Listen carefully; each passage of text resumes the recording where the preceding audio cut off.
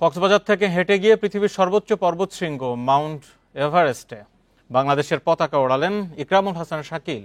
সপ্তম বাংলাদেশি হিসেবে এভারেস্ট জয় করলেন তিনি।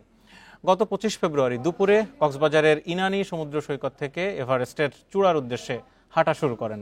এরপর আজ 19 মে তিনি চূড়ায় পৌঁছান। ইকরামুল হাসানের ফেসবুক পেজে আজ বেলা 2:10 এক স্ট্যাটাসে এই বিজয়ের কথা জানান তার সমন্বয়কেরা। তিনি তার এই অভিযানের নাম দিয়েছেন সি টু সামিট, অর্থাৎ সমুদ্র থেকে শৃঙ্গ। 84 দিনে প্রায় 1400 কিলোমিটারের বেশি পথ হেঁটে গত 29 এপ্রিল এভারেস্টের বেজ ক্যাম্পে পৌঁছান তিনি।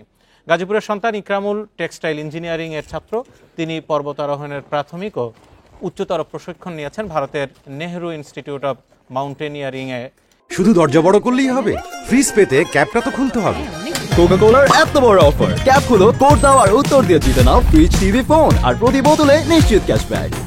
ইকরামুল 2023 সালে গ্রেট হিমালয়া ট্রেইল ব্যানারে হেঁটে নেপালের পূর্ব থেকে পশ্চিমে সফর করেন।